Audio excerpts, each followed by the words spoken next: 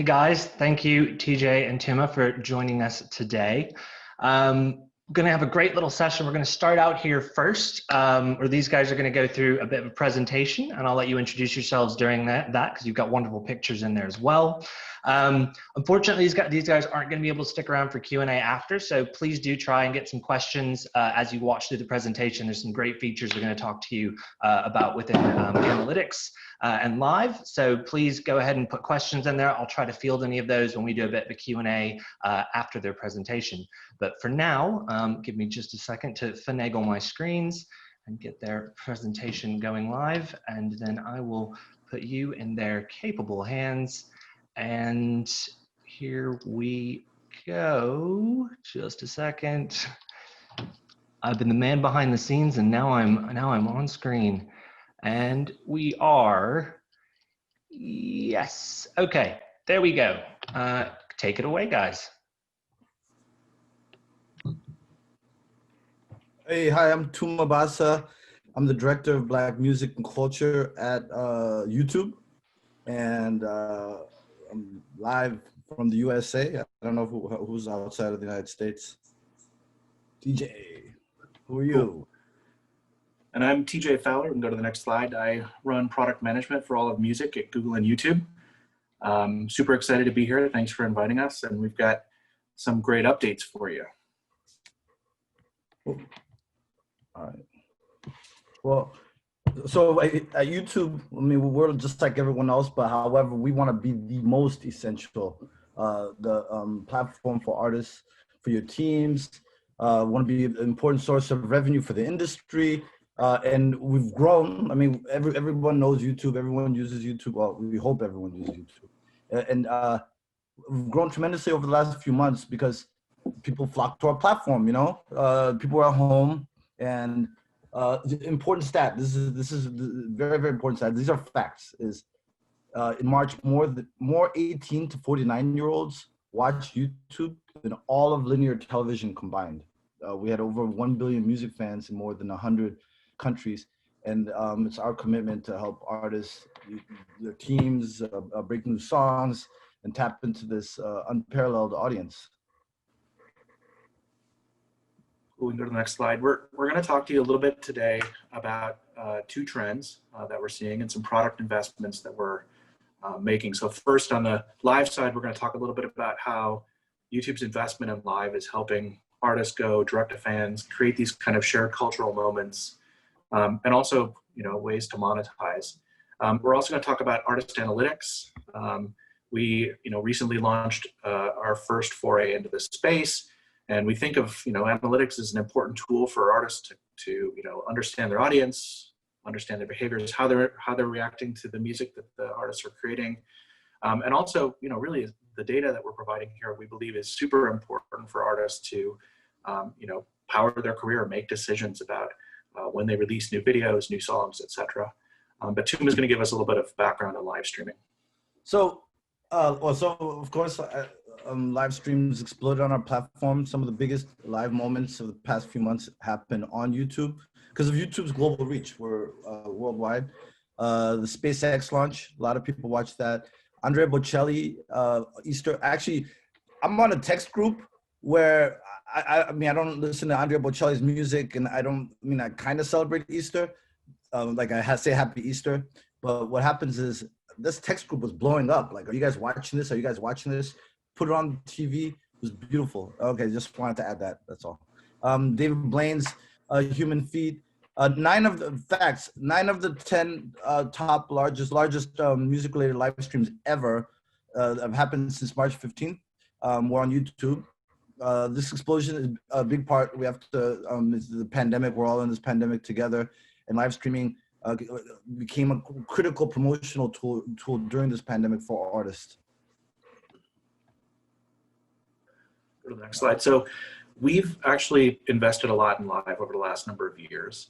And as we've been bringing these products to music, we've kind of focused in on 4 areas that we think make it quite unique on YouTube. The first is we want to make sure that what we're delivering is a high quality experience. So this is, you know, potential of high definition sound, incredible video quality across multiple platforms, whether it be mobile or your desktop or even your living room. experience. We also think that one of the best parts about live on YouTube is if you miss the actual live stream, we have a broad catalog of on-demand video. And so as a fan, you can go back and watch it for the first time on demand, or go back and revisit it if you were there for the original stream. Third part we're really excited about is that, you know, our live is monetizable. And we've made this possible because we have Content ID, so we're actually able to recognize the rights holders. We've got, you know, a great investment broadly across YouTube and ads. And then we have these other direct-to-consumer monetization initiatives around either showcasing your merch, asking for donations, and then we've got this product called Super Chat, which I'll show you in just a few minutes. And then lastly, kind of cool thing about this is, you know, these live streams often, you know, contain multiple full songs. And it allows, you know, the YouTube platform allows artists to kind of cut these videos out, repost them, and put them into rotation through the recommendations and mix that's happening on YouTube. And actually, if these are, you know, full versions of official songs, it becomes chart eligible as well.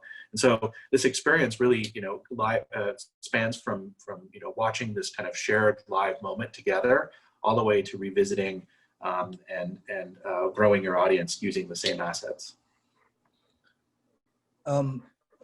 So when the pandemic first started, it felt like everybody was going live, that it kind of felt oversaturated. Like if you took a drive, the highways were empty, but the liveways, I just made up that word, liveways. The liveways was a traffic jam. All right, so but what's happening now is we're seeing a consolidation around the 3 types of live streams that serve clear goals for artists and teams. Promoting a new project, making sure that, you know, the live stream is in service of a new release, like with YouTube premieres. Paid performances, what TJ just talked about, and he's gonna expand further, connecting with fans and monetizing live performances and concerts.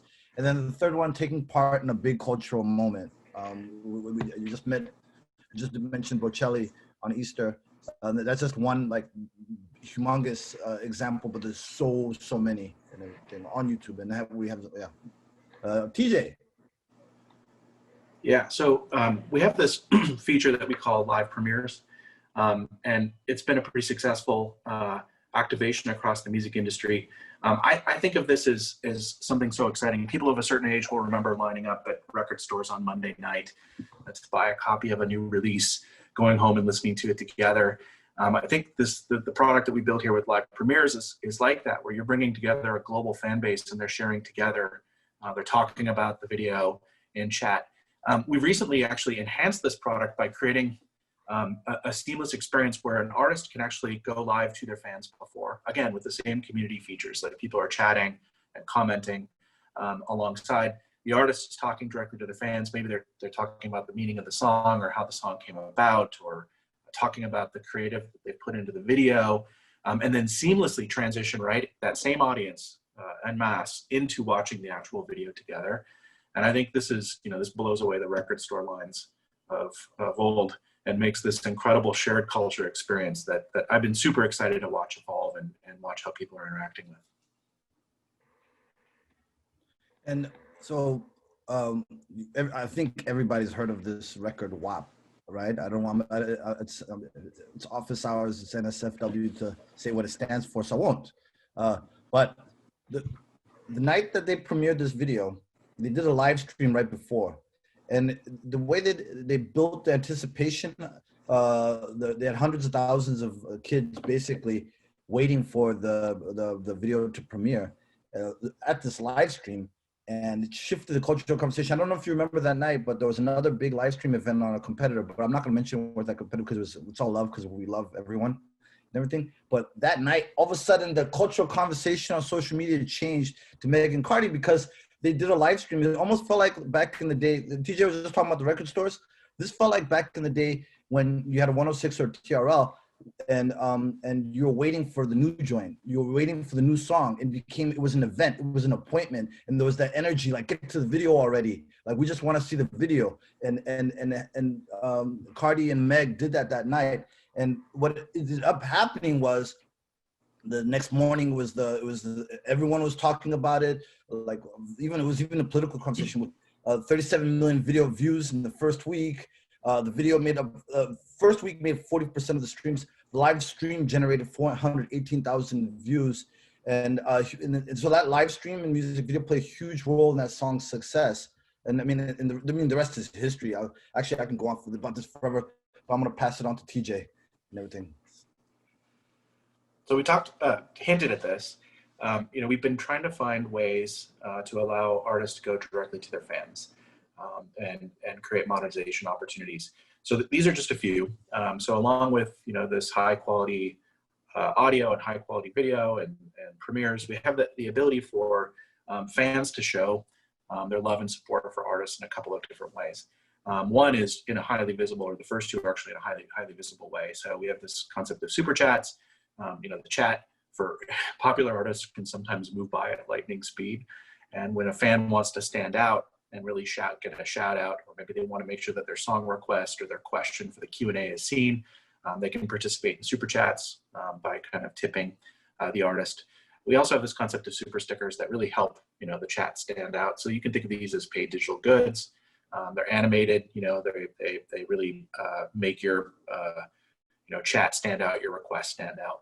And then lastly, we've seen artists do merch drops around these events. And so if you've got this new video, or you're teasing a new album that's coming out, you've got a whole line of merch, we actually put this front and center. This is a great place. Your biggest fans are highly leaned in and super engaged, and it's a great place to showcase your merch and goods that you're rolling out along with your new release. So we talked about Italy, Bocelli. We talked about America, Megan, Cardi, and we want to take it across the Pacific to Japan. And if you want to impress your Japanese friends, this is Real. Real is a singer. It used to be in a band called Real, and then they changed. And then she went solo and changed the name to Real, all caps. So there you go. I learned that from YouTube, and so basically, Real did paid activation.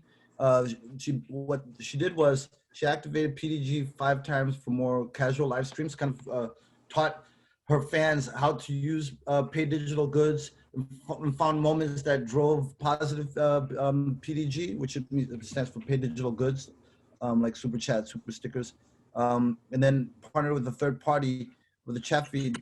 It was shown in real time on the stage, and then users bought a super chat, super sticker, and had their name featured, and Real interacted and thanked fans as they engaged. It was a huge success. You see the numbers, but just wanted to, just to kind of hip you to what's happening in Japan. TJ.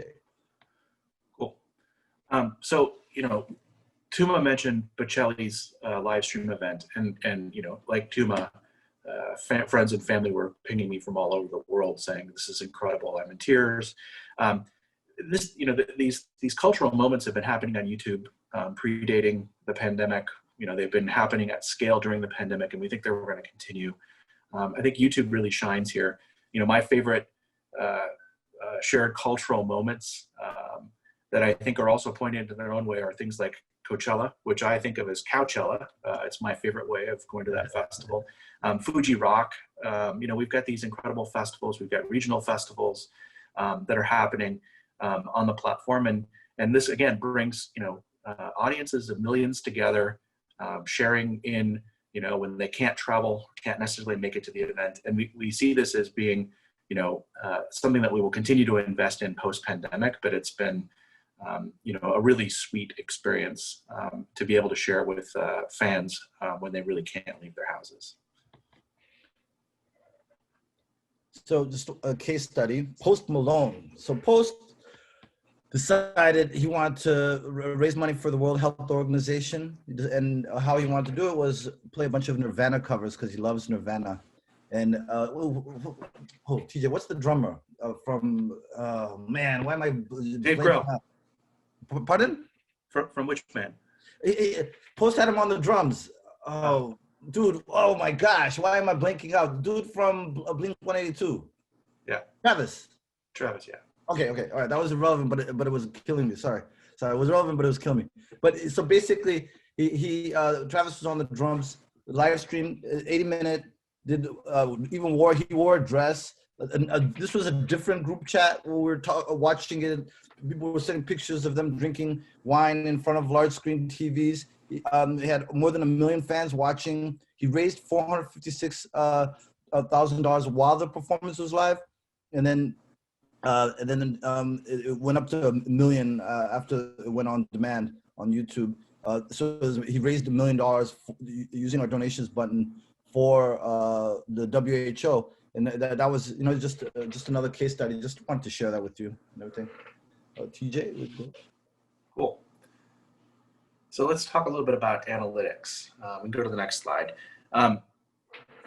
We are in a time in the age of digital streaming where artists have unprecedented access to data, multiple dimensions, multiple slices, and it's incredibly challenging, I think, for artists when they look across the entire ecosystem to figure out which pieces that they want to pay attention to. And so when we set out to build analytics for artists at YouTube, we wanted to build a tool that is comprehensive, complete, allows the experts to go deep. If you're a data scientist, we got you. But we also wanted to make sure that it was accessible for artists who just wanted top-line insights and actionable, actions that they can take based on those insights. So that's why we launched YouTube Analytics for Artists. We can go to the next slide. And the interesting thing about introducing the new YouTube Analytics for Artists.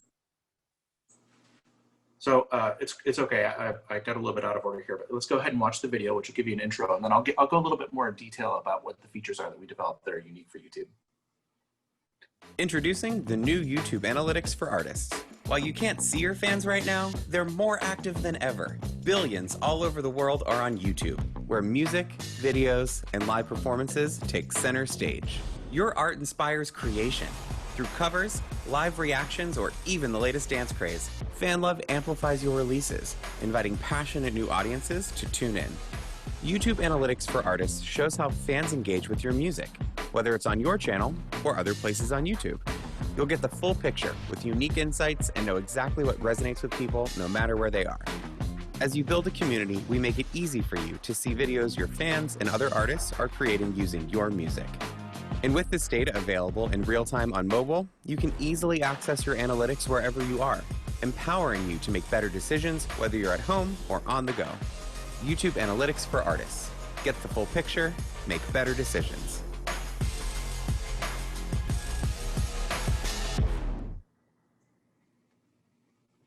Cool. So one of the things that makes YouTube unique is that we don't actually have just a single sound recording for a song. YouTube is incredibly multidimensional. We have, a premium music video, which is an audio visual recording. We have, audio recordings as well.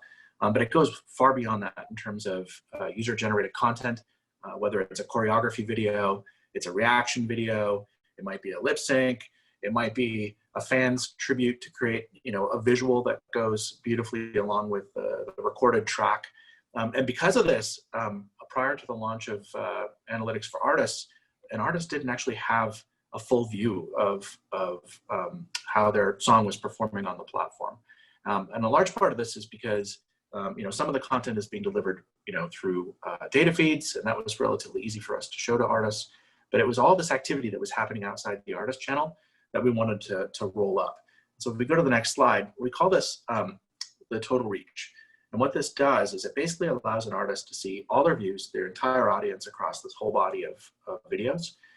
It allows the artist to see how people are interacting, and it's allowing artists to understand, where their fans are coming from and how they're being introduced to the artist. And it gives a great holistic YouTube-wide view. And we give them even more detail. On the next slide, we've created this new view called the song detail. And this allows an artist to take a look at an individual sound recording. It clusters it with all of the other videos that we've seen that use that sound recording. And we break it down by viewership, engagement, and all of the analytics that you would expect on a song-by-song detail. What this does is it allows an artist to actually see how the community is reacting, how they're responding, and how they're creatively contributing to the artist's career. And it gives them a sense of just what's going on out there. The reception to this has been, quite solid, and we've seen a lot of engagement from artists. It's a view that they've never had on what we think is an incredibly unique aspect of YouTube. So we've been talking about live and all these other things, but we want to get back to the roots, the UGC, user-generated content. Content from your fans is so important for your presence on YouTube. We're seeing that the top 1,000 artists on YouTube get over 20% of their music views from UGC, user-generated content. And these views are largely incremental to official views. Let me give you two examples. We got BTS with Dynamite. BTS encouraged UGC creation get the biggest first week ever. Dua Lipa, shout out to Grace Lee. Break My Heart, hundreds of covers, lyric and dance videos created by fans and tastemakers. And shout out to Australia too. Shout out to Australia. Cool. So on the next slide, we continue to make investments for analytics for artists.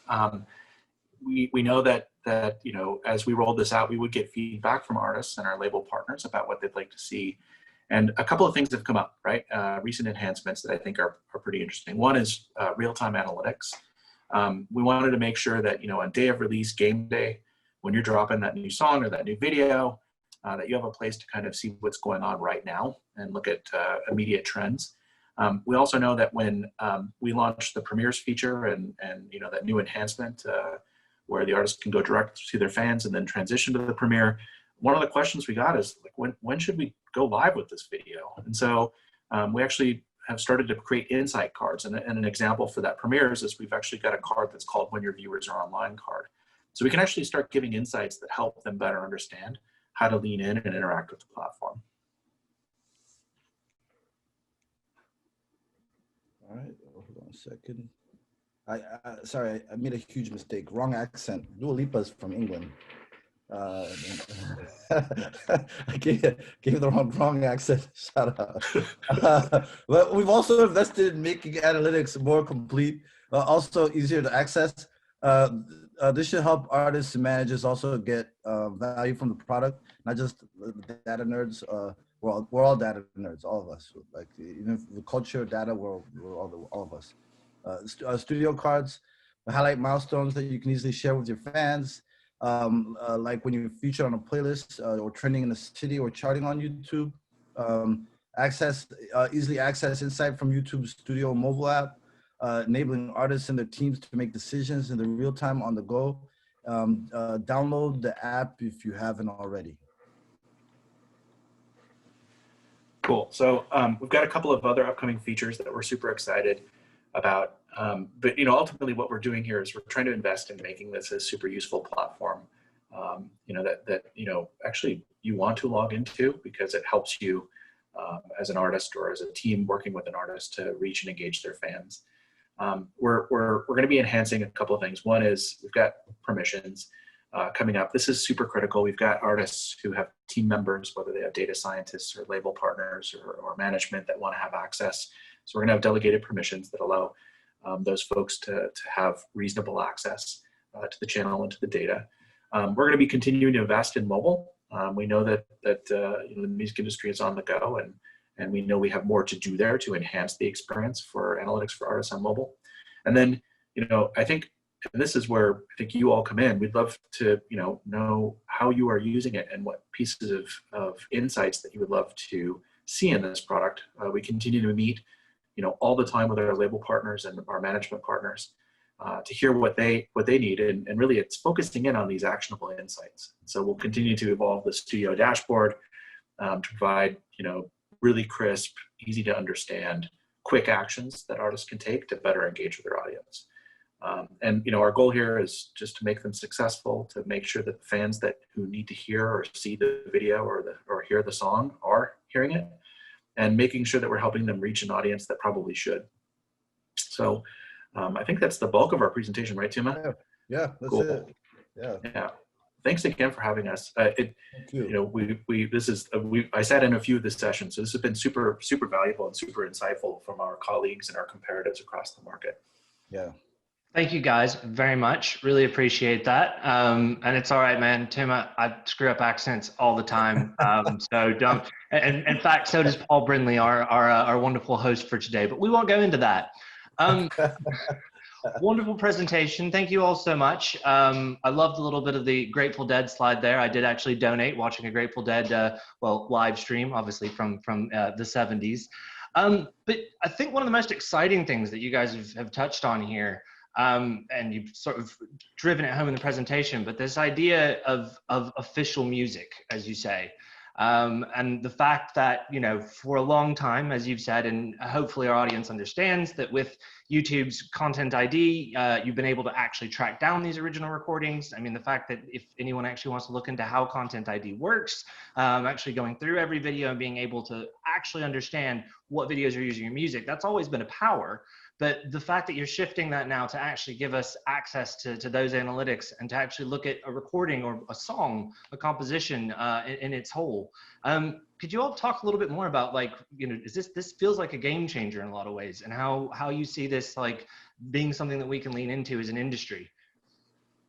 I mean, this is something that we've been spending a lot of time thinking about, and we've actually been working on it for quite a while. You know, this total reach metric, it's not as simple as you would think it would be to just take CID data and, you know, mash it up with the video corpus that we have. There's a lot of precision issues and matching issues that we wanted to work through. And so we wanted to make sure we had a high quality data set, but we always felt like this is the strength of YouTube. I mean, the community, I think a lot of the user base on YouTube is a scaled creative community that's at the artist's beck and call. Like, they are out there creating, you know, visuals. They're out there creating slideshows. They're out there creating, as I said, I think during the presentation, choreography videos. And it's an amazing opportunity where we're creating, you know, an end user or a creator level cross promotion network, right? So you've got these creators on the platform that have scaled audiences. They're bringing artists that may be well known or maybe soon to be well known. And introducing them to new audiences. I think the best way to lean into this is, you know, to make sure that you know, especially if you're comfortable with it, that you are allowing UGC development around your official sound recordings. Take a look at how users are interacting with and lean into those creators. I think, you know, as you see people that are driving a lot of engagement around your song as you're thinking about your next release cycle. Those people are having a good deal of success, so making connection with them as you're leading into your next release cycle will actually help amplify your exposure on the platform. And I think, you know, I'm super interested. It's a relatively new feature that we've rolled out, and I'm super interested to see how people are using access to these insights. Because, as I said, you know, you'd have to use the search box previously in order to find these recordings, if you could find them, and we think this is a huge benefit. Super cool. So sort of touching on that as well, obviously the UGC element, so everything, you know, outside of what the artist is actually uploading themselves. But I feel like we've also seen a trend on the platform, as I've been watching a lot of artists these days, where we used to have this idea that it was, and we've had some people refer to MTV today, this idea of one view count to rule them all, of let's put everything into the official video and we'll drop it on the day of release. And then we find ourselves as an industry kind of like try to keep talking about a track. But this idea of like actually creators and musicians leaning into the platform to actually, the fact that it's not all about necessarily having one official upload. Can you talk more about that strategy and people that you've seen that are doing a good job with that sort of thing? Yeah, I mean, I think Tuma highlighted BTS, right? I think BTS saw that if you can actually engage your fans, it helps actually drive awareness to official music videos. We've got some features that we've been rolling out and experimenting with, which is, you know, redirecting users from user-generated content to the original copy. But in general, what we found through analysis is that as artists are leaning into a release cycle and sequencing a set of releases, whether it be their own creative, so whether it be a lyric video or it be alternative cuts or different visuals, that it actually helps overall increase engagement with the song across the platform. And so those artists that are super concerned about charting, we found that this actually strategy of repeat engagement with the fans actually adds up to more views, chart eligible views over time. I think, I can't remember the artist recently, Tuma, maybe you can, that actually had a call to action to their fans right at release to actually create tribute videos. We saw a massive response. It's just slipping my mind. Anyways, I'm sorry? Can I add to what you were saying? Yeah, please. TJ? So one of the things we tell artists is that take it case by case, song by song. There's no blanket type of solution when it comes to different songs have different shelf lives, and some different songs take longer for people to catch on. So even using what TJ said about staggering and having different types of thing, it allows people to enter the life of a song at a different stage of the song. Yeah, that's all. That's all I want. I don't know if I mean, that's actually what, from an earlier interview that I did this week with an artist that we work with, K Camp. His track Lottery, Renegade. A lot of people, obviously, they think of it. A lot of people think of that as the TikTok success. But we were working on that a year before it came onto TikTok. We saw people doing dance videos on YouTube. Actually, started curating a hashtag. And I think the beauty of that was, again, responding. So we were watching all these dancers do this on Instagram, on YouTube. And then K-Camp came out and went, all right, I'll do a dance video with a bunch of dance influencers in it, because that's obviously what's going on. And as he'll say, he's never done the dance. He doesn't do the dance. And then you kind of saw that spill over, but it was very much like paying attention to what was going on. And I think that's a really important thing, and actually understanding what's going on with UGC. And K-Camp stays engaged with his YouTube too. Like he really knows and Genius as well. Yep. Genius as well. But so that's a perfect example of like what TJ was just talking about. So when we're looking, I mean, because topically here, the analytics, which obviously we've kind of more touched on this side, but then back to the other side of live. Well, obviously now live means something else to us in the world since March, as your wonderful graph showed. And as you know, I can tell here with all of this, especially someone that's worked on YouTube for a long time, that you guys have been, as I would guess, racing around the clock to get some features out to really just help the world in the crisis that we've all been in. But I mean, we've been talking a lot about how live doesn't mean the same thing anymore. You know, I'm even telling artists to not have their tour dates on their website, but call that section live. And as we've said, bringing live online. Do you see this as being like here to stay? This is a part of an integration that, like, you know, even if we are allowed to go back out and be in venues and gigs again, that this is going to be here to stay, and that these new features, this idea of live mixed with recorded, is actually going to be the new flavor? Can I, you wanna? Yeah. No, I want to quote a text message I got from Sean G. Right, Sean G, who did the Roots Picnic on YouTube, et cetera, et cetera. Sean G, in this text message, called it the new live economy. So it's actually an extension of live. You know, the way he phrased it. And when he said that phrase, I was like, wow, that's basically, you know what I mean? We used to call the internet new media, remember? Remember when we used to call it, it's called new media, right? So this is basically the way things went from physical to digital, things going from in real life to virtual as well. You know what I'm saying? That there's going to be cases where it's convenient, there's going to be ways to monetize it, etc. So I just wanted to quote that text message, which I thought that was the text message of the year. Yeah, and I hope we get back into those venues as soon as possible in a safe way, because I miss live music like crazy.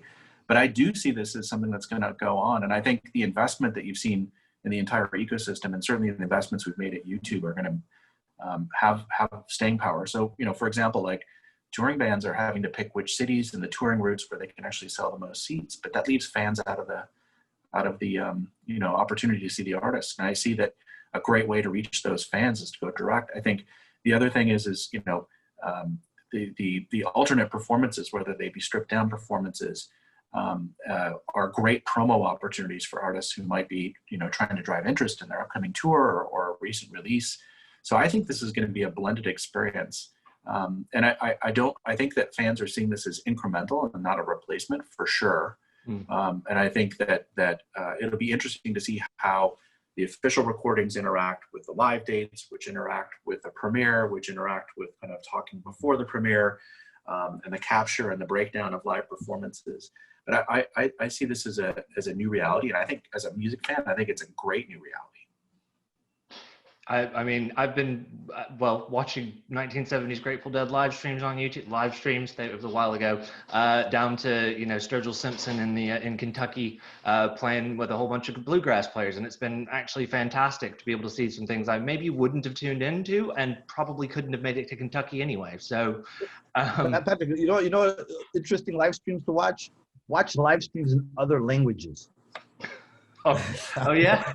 You've gone gone deep, bro. Yeah, You've gone deep. Bad Bunny I mean, I don't speak Spanish, but Bad Bunny last Sunday, he did an incredible live stream on YouTube, and I was blown away. I was just like, I was just watching the commentators, the reactions, etc., and it was incredible, you know.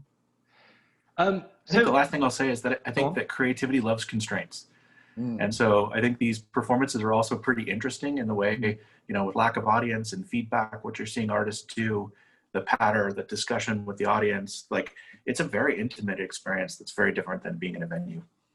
It certainly is. It's certainly part of it. Before we get close to wrapping up here, just one other thing I wanted to sort of touch on. Obviously, monetization is always an all-important thing, and you guys have said that you aim to be one of the most important sources of revenue for artists and creators out there. But supers have been around for a while, and we've been aware of them in the music industry, and we at Music Ally have been going, don't worry about those. They're not on musicians' channels. Don't worry about those. As a music industry, that sort of mechanism also often felt, as we say in the UK, quite cap in hand. The idea of musicians asking for music in that sort of way. But obviously, given the current climate and the loss of revenue in so many other areas, the fact that supers are now available to musicians is actually like a really big thing. And they've been around obviously for a while. Gaming has been using them for a long time on YouTube. Is there any kind of like tips that you can give to the audience out there that, especially the artists and managers or anyone working with an artist, about how to kind of effectively integrate supers into the overall strategy? The real example that I gave is the education, is helping fans understand what it is, you know what I mean, the function of the supers, and because like right now you call it hand in hand, and I want to debunk that. It's not. You're not asking them for money. Like, you know, they're paying for visibility. They're paying to express. It's a whole different. And then the artist is paying for the production of the show and the service of their artists. I mean, of their performance, etc. So education. Just go back to what Real in Japan did. The education of the artists, because that's a cultural thing. You know, it's a cultural thing what you're describing. I think it's also incumbent on us as people who are developing the products to make sure that the product itself is doing some of the work and some of the heavy lift for the artists, so the artists can focus in on what they're great at, which is performing and connecting with fans. And you know, we can do a lot, and I think there's more we can do to evolve the experience, to educate users on the artist's behalf. Some artists are perfectly comfortable with it, you know, ranging all the way from the Patreon model that we see off YouTube platform to, as Tuma points out, to Real. But not everyone is, and so I think we actually have to carry some of that burden on their behalf. Cool. Yeah. Well, thank you guys so much. We've gone over just a little bit. Really appreciate that. Appreciate all that y'all are doing and the features that you've rolled out. Thanks again for coming, and hopefully be seeing you soon. Oh, thank you. All right, thank you. Thank you so much. Thank y'all. Take care.